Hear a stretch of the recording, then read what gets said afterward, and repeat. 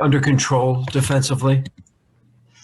Yeah, I mean, you mentioned it before the game, like as far as the small unit that they had and our ability to either switch and contain the ball or blitz and rotate. And when they're small, that's a hard thing to do. And Wiseman went out early, and we had to deal with small. At some level, there was I wouldn't necessarily say a mismatch, but just a tough cover, right? Because we were bigger and they were smaller. But to answer your question, it's like just for us, especially the first half, we gave up 22 points in transition in the first half. So getting back and getting our defense set, that's first and foremost. And then this team that we played tonight, and I know your question is more general than specific, but this team we played tonight, they are cutting and Steph's giving it up and then rotating out and all of these different things. And you have to be on it. And we were not on it tonight, whether it was back-to-back or whatever. But you're right. The defense has to be better, and it's got to be on – a lot of it is just like the individual fortitude to stop the man in front of you and not necessarily worry so much about what the scheme is and whose help it is and all that stuff. It's just bearing down and getting stops. Thank you. Mark Berman. Stephen, is all that you just discussed, is that what happened in the second quarter? Because you had a bad second quarter last night, but this one wasn't as bad, but wasn't great, obviously. Yeah, it wasn't great. It was transition.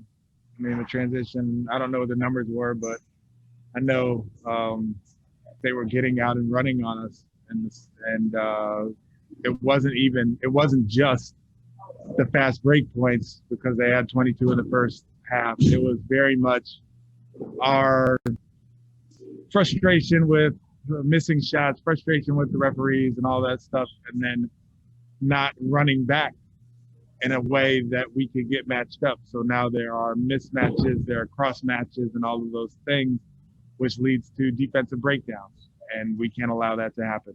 I can't allow that to happen. Brian Bearfield.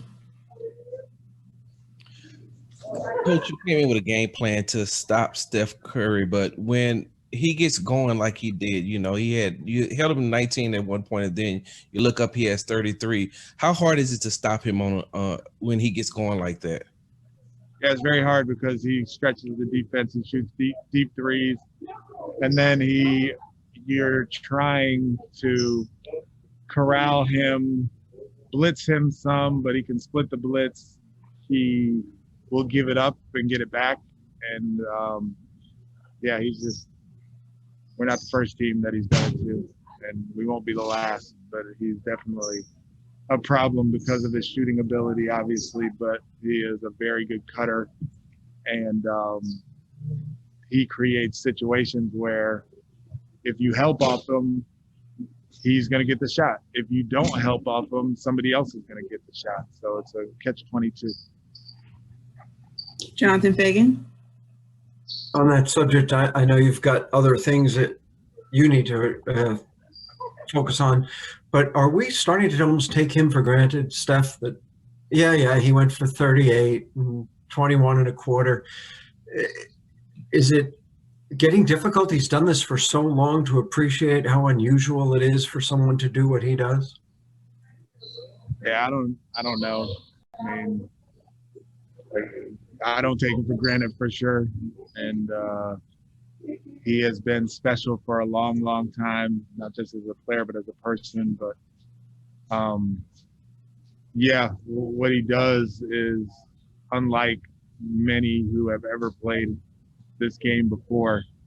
And I guess if you continue to see it night after night where he makes 8 threes out of 15 attempts, and really changes the game with his scoring.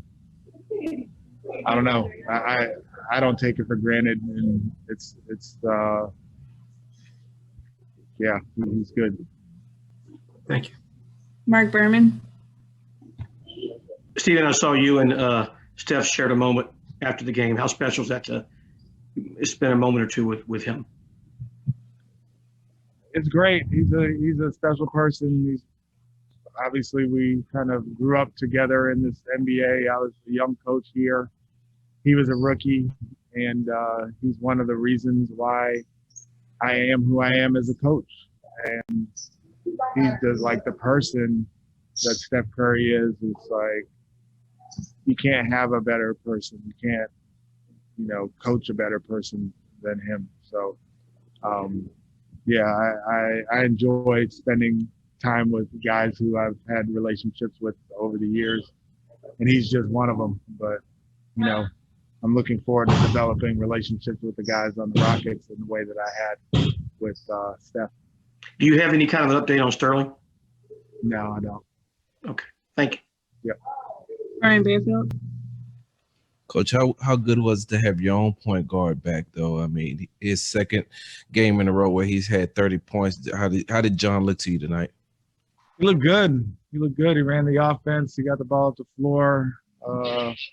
He made plays for his teammates. I thought he did a good job of driving the pass and making plays for others.